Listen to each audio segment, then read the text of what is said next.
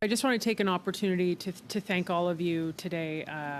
It really is courageous, and it's important testimony. So I just wanted to have that on the record. Witness number one, because this is a study on coercive control, if you're comfortable, would you mind sharing with the committee so we can have on record examples of your relationship and when coercive control started to show what it was and how it escalated?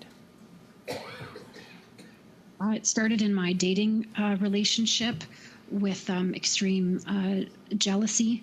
Every phone conversation started with, "Have you talked to any guys?"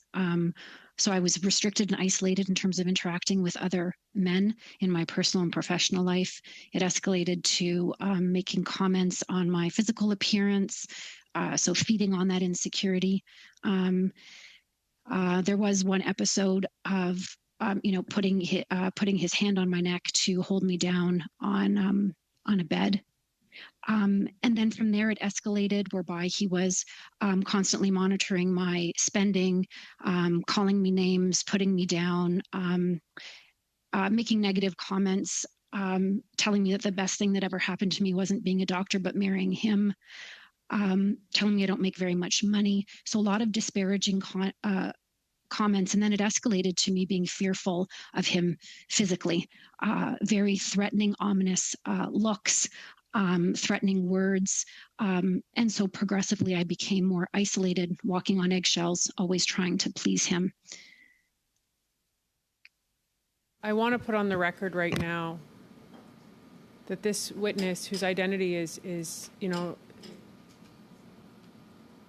for her protection, her identity is, what's the word I'm looking for?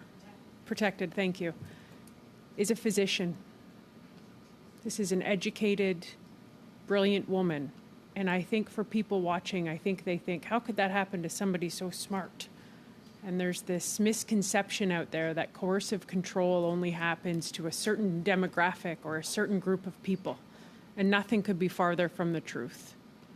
And I guess I would give you this opportunity now, witness number one, to sort of share how you think this can happen to the brightest of women.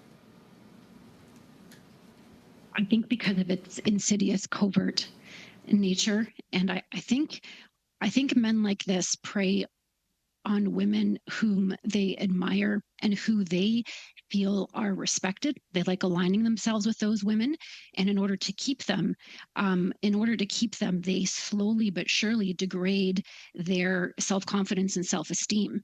And so you become ensnared and manipulated and end up being almost enamored by this person because you feel as though you're lucky to have them. And you start to, over time, believe the negative things they say. I also feel from a healthcare perspective that women who work in areas where they're caring for others are prime targets. Like look at Jennifer Kagan, Dr. Jennifer Kagan, for example, and her horrific experience.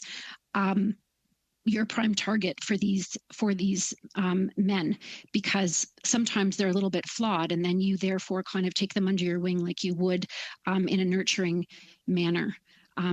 So like I said earlier, this has no boundaries. This is truly an epidemic in this country that needs to be addressed.